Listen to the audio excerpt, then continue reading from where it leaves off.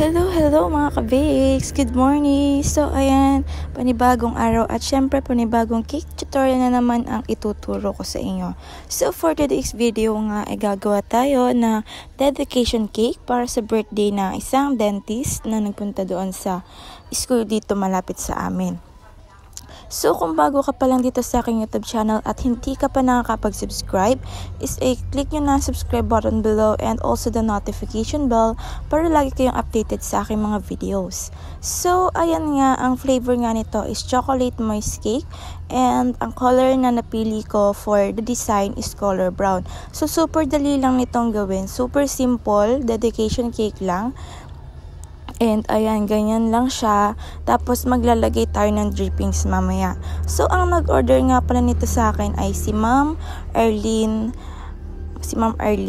Matre. And ayan, thank you so much po Ma'am Arlene sa palagi pong pag-order ng cake sa akin. So ayan guys, nag-drip lang tayo ng chocolate dito.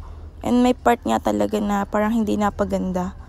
Kung alin pa yung ipapang-on ako sana. So, syempre kapag ganun guys na medyo may hindi maganda or failed yung pagkakaano is kailangan ang piliin ninyo, ihaharap ninyo is yung maganda yung drippings, ganun.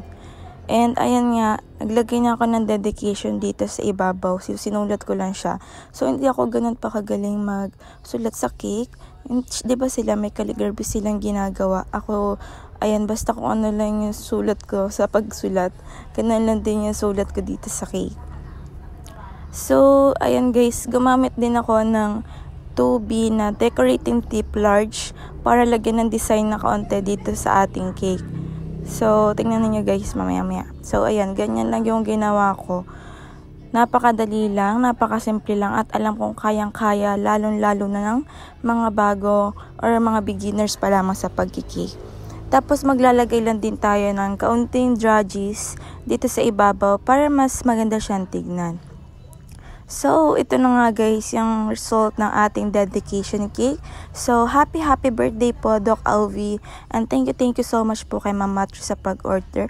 And also to the viewers, thank you so much sa pag-view ng ating videos. And ayan, like, comment, and share. So, thank you so much guys and see you on my next vlog.